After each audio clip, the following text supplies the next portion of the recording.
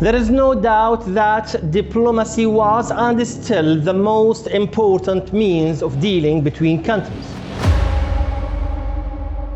But when diplomacy fails, or in other words, when diplomacy reaches a dead end, we will most likely hear the cannons.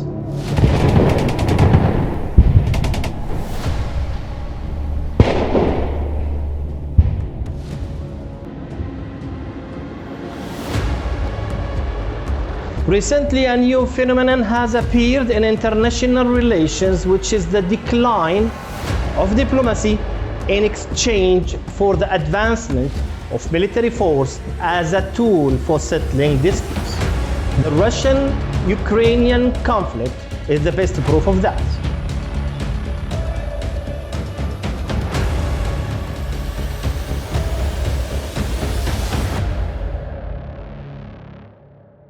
This channel is the world of international law and human rights.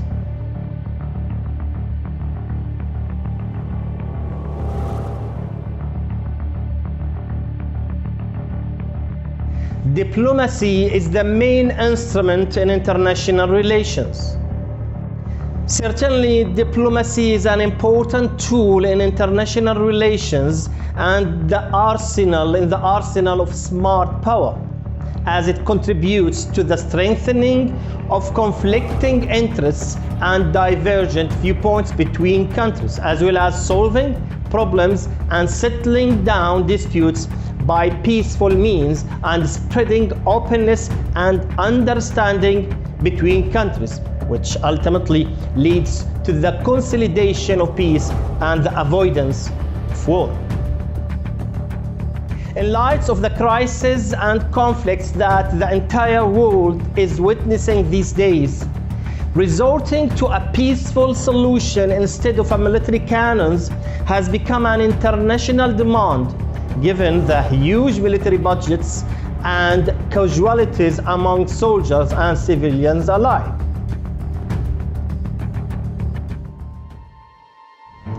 War represents a failure of diplomacy.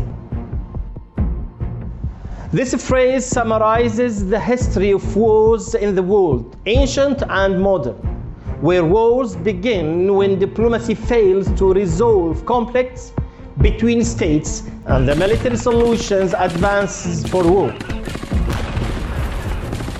The world we live in is governed by two worlds: diplomacy on the one hand and war on the other. When political and diplomatic solutions are exhausted, the military machine will be used in the end to start a war.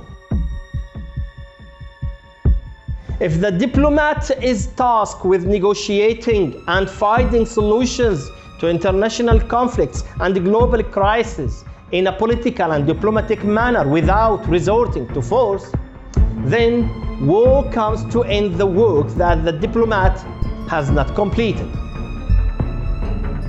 War and diplomacy are two things that are inseparable, as every war is often preceded by diplomacy.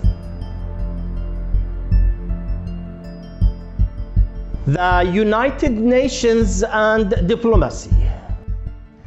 The Charter of the United Nations prohibits the use or threat of force in international relations, as the United Nations Security Council bears the primary responsibility for maintaining international peace and security. The Security Council takes the lead in determining the presence of a threat to peace or an act of aggression. When member states signed the United Nations Charter 75 years ago, they aimed to save succeeding generations from the scourge of war, which twice in our life has brought untold sorrow to mankind.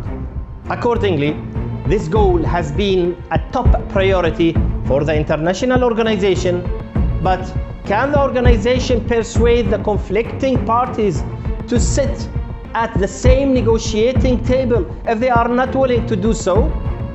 Can the United Nations persuade the conflicting parties to reach an amicable settlement?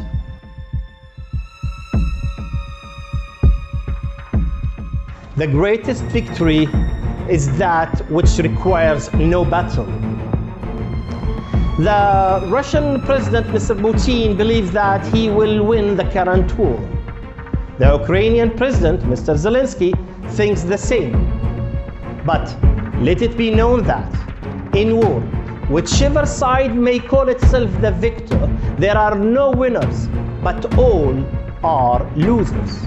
Thanks to the development that the world knows today, many countries still aspire to achieve their goals without resorting to military force. The Chinese military leader and strategist Sun Tzu says in his book, The Art of War, the greatest victory is that which requires no battle. Or as a former United Nations Secretary General, Dag Hammarskjöld, who paid his life for peace as he died in an air crash on September 18th, 1961, while on a peace mission in the Congo, who said, "The United Nations was not created in order to bring us to heaven, but in order to save us from hell." Nothing can replace the need to silence the guns to make way for dialogue and diplomacy to succeed. Peace is the only way to stop this strategy. So let's give diplomacy a chance.